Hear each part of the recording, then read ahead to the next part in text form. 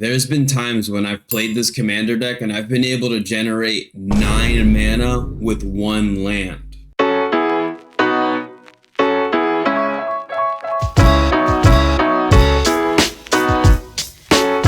Correct me if I'm wrong, but I'm pretty sure that learning how to play Magic the Gathering at times can feel like a daunting experience, especially when you're learning how to build your own deck for the first time.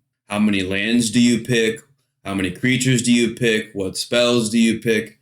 There are a limitless number of options when you're looking to build a deck for the first time. The people who taught me how to play Magic the Gathering told me to forget about all of that stuff, and they said you need to focus on the way your deck is going to win.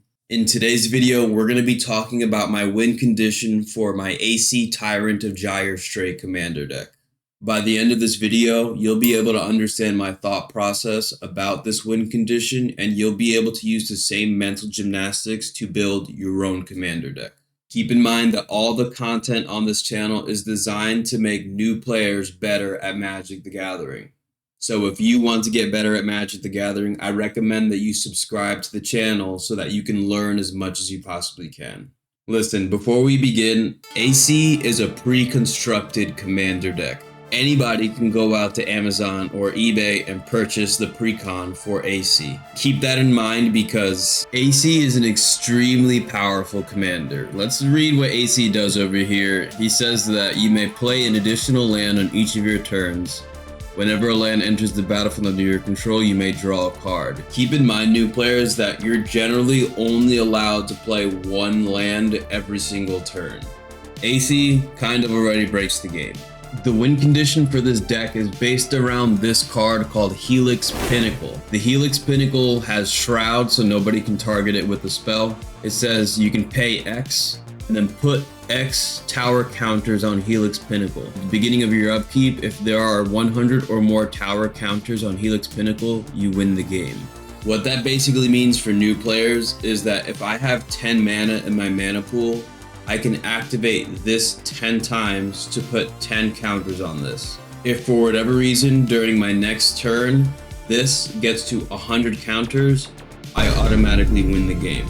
So keep in mind, everybody, that because the HELIX Pinnacle is my win condition, I now have to choose cards that work alongside the HELIX Pinnacle. In other words, I need a lot of mana to put 100 counters onto the HELIX Pinnacle. Aesi does an incredible job of allowing us to put multiple lands into play so that we can generate more mana to put more mana into the HELIX Pinnacle. Now, having more lands in play is important, but if your lands only tap for 1 mana, I would need to get 100 lands into play in order for me to get 100 counters on my HELIX Pinnacle. This pile of cards over here essentially allows us to double our mana. We have a Nature's Will. Nature's Will essentially allows us to deal combat damage to a player, and then we get to untap all lands that we control. We also have cards like Mana Reflection, that whenever we tap a permanent for mana, it produces twice that much mana instead. So you're going to notice here that we're playing a ton of cards that allow us to tap land and generate more mana than we normally would be able to. And unfortunately, some of these cards, like this Heartbeat of Spring, does that effect for everybody. A player, so anybody's going to be able to generate more mana, which tends to be kind of fun in a game of Commander, but we're definitely going to be the one that generates the most value from that ability. There's been times when I've played this commander deck and I've been able to generate 9 mana with 1 land, because we are playing cards like Sakashima, which you see over here off to the side. Sakashima says it enters the battlefield and comes into play as a copy of a creature in play.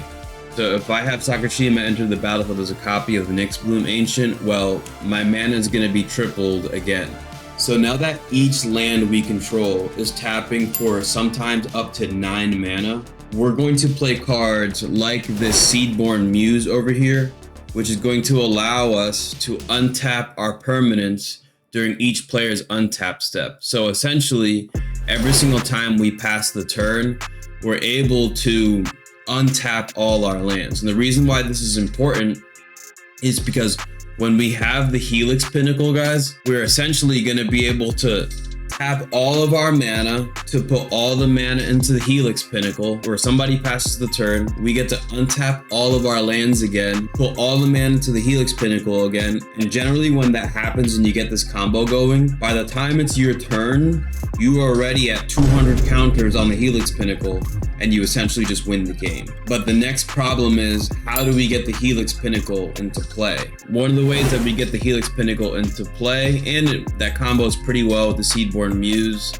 is this Planar Bridge. Planar Bridge says you can pay 8 mana, you can search your library for a permanent, and you just put it onto the battlefield. And because we're untapping all of our permanents with the Seedborn Muse, we can untap all of our lands that, mind you, tap for 9 mana each, to tap 1 land, to then, after Planar Bridge, tutor for a card, untap this, next turn, tutor for a card, and so on and so forth. These 2 cards work extremely well with each other inside this deck. And if that's not working out, you always have to have a plan B. What's funny is the plan B for this commander deck is generally the way I tend to win with this commander deck, and that's with a card called Capsize. Capsize essentially allows us to return a permanent to its owner's hand, and then we can pay 3 to return this card back to our hand. Because every land that we tap generates 9 mana, it's incredibly easy for us to cast a Capsize, return it back to our hand, and then we can cast it again, return it back to our hand, and then cast it again, and we can target permanents, guys. This says return target permanent to its owner's hand. So I can choose my opponent's lands, put all their lands back into their hand, and then people just give up. So the moral of the story is, guys, when you're looking to build a commander deck for the first time, decide how you want to win, and then all of the cards that allow you to get to that point where you win are going to be the cards you want to pick inside your commander deck. And when you do that, you'll be able to sit down with a group of 3 other people to play a game of Commander, and you will always have a chance to win. And more importantly, I think, just have fun, okay? I always say the same thing when I end these videos. Always remember, eat healthy, okay?